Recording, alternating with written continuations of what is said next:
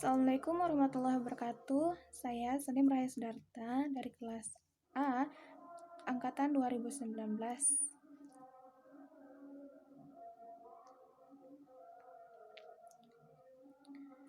Latihan 8, nomor 21.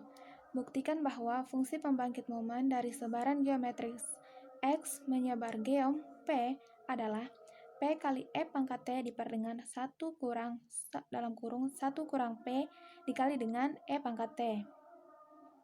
Jawab.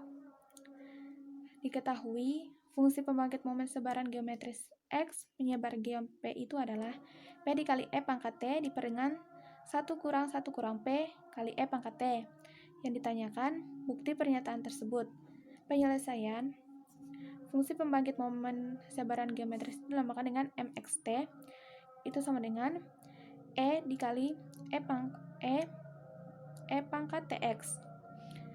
MXT-nya itu sama dengan sigma dari X sama dengan 0 sampai dengan N untuk FTX Fx. Dia sama dengan sigma dari X sama dengan 0 sampai dengan N E kali E pangkat TX dimasukkan oleh fungsi sebaran geometrisnya yaitu P kali 1 kurang P pangkat X kurang 1.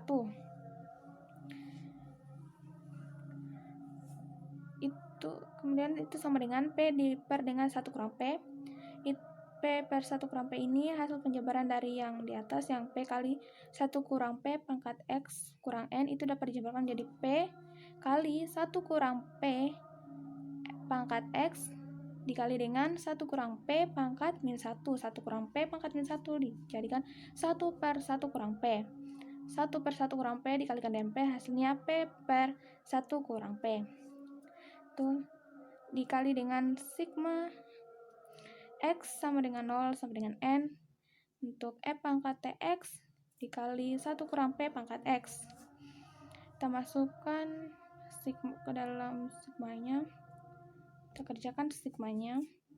Kita ganti X dengan 0 sampai dengan N.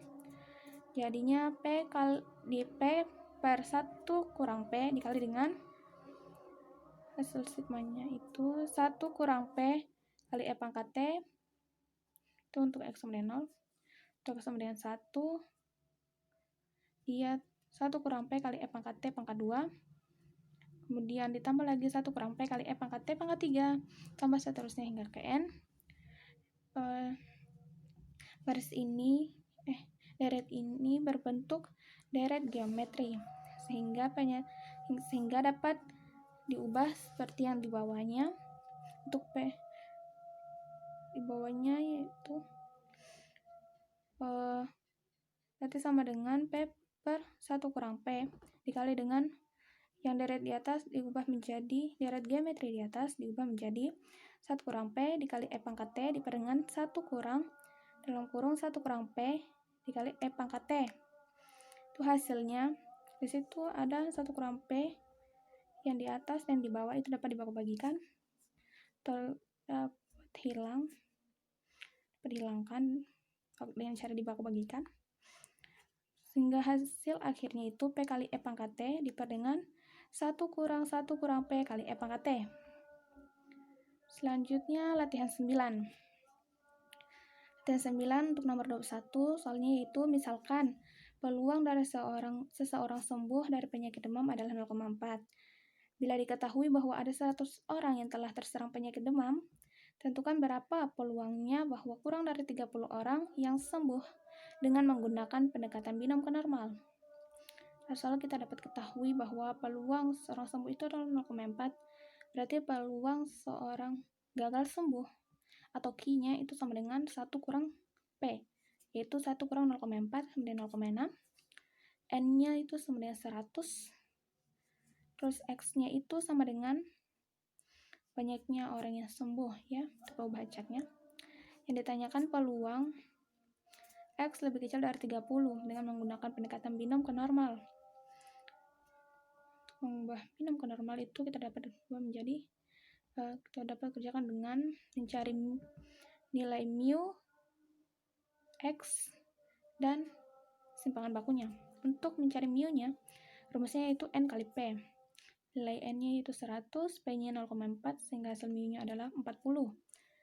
Untuk mencari simpangan baku, kita bisa menggunakan dulu rumus variansi. Variansi itu rumusnya N kali P kali Q sama dengan 100 kali 0,4 kali 0,6 itu sama dengan 24, sehingga simpangan bakunya itu adalah akar dari variansi.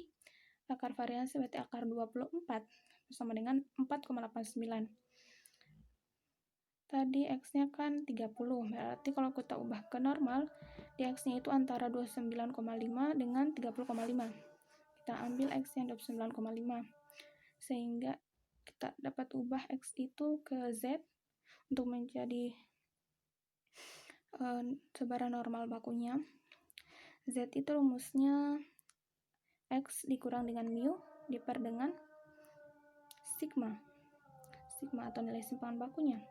Kita masukkan nilainya, X-nya adalah 29,5 dikurang dengan mu-nya 40 diper dengan 4,89. Hasilnya adalah min 2,14. Dan kita cari peluangnya.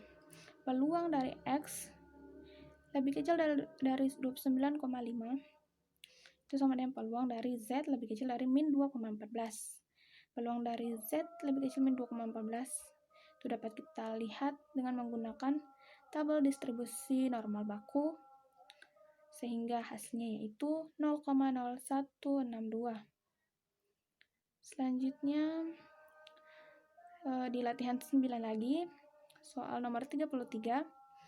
Soalnya itu misalkan bahwa umur dalam tahun baterai alat bantu pendengaran berbentuk boba acak dengan sebaran Weibull X menyebar wave 1/2,2. A. Berapa lama baterai tersebut dapat diharapkan bertahan? B. Berapa peluangnya baterai itu masih digunakan setelah 2 tahun? Dari soal kita ketahui bahwa X-nya itu menyebar wave 1/2,2. X-nya itu umur baterai alat bantu pendengaran dalam tahun, umurnya dalam tahun. Terus tetanya itu 2, betanya 1/2. Yang ditanyakan tadi umurnya ya, lama atau umur baterai itu udah bertahan. Yang bagian A dia ada atau EX-nya. Yang bagian B-nya R2-nya atau peluang udah bertahan setelah 2 tahun. Berarti kalau untuk mencari EX-nya itu dia rumusnya theta dikali gamma 1/beta tambah 1. Berarti tetanya tadi 2 dikali dengan gamma 1/1/2 tambah 1. 1/1/2 itu hasilnya 2 tambah 1 3, berarti gammanya 3. 2 dikali gamma 3. Nilai gamma itu kan rumusnya gamma n tambah 1 sama dengan n faktorial. Di sini berarti n-nya 2. 2 tambah 1 kan 3. Berarti gamma 2 tambah 1 sama dengan 2 faktorial. Jadi 2 kali 2 faktorial itu 2 faktorial kan 2 kali 1 2. 2 kali 2 4. Sehingga nilai EX-nya adalah 4. Yang kedua R2-nya atau peluangnya setelah 2 tahun yaitu rumusnya E pangkat min X per theta dipangkatkan beta. Di situ E sama dengan E pangkat min maksud nilai X, theta dan betanya. X-nya 2, tetanya 2, betanya 1/2. 2/2 itu 1, 1 pangkat 1/2 berarti akar 1. Akar 1 itu 1, berarti E pangkat min 1. Nilai dari E pangkat min 1 adalah 0,3678. Jadi peluangnya adalah 0,3678. Sekian. Terima kasih.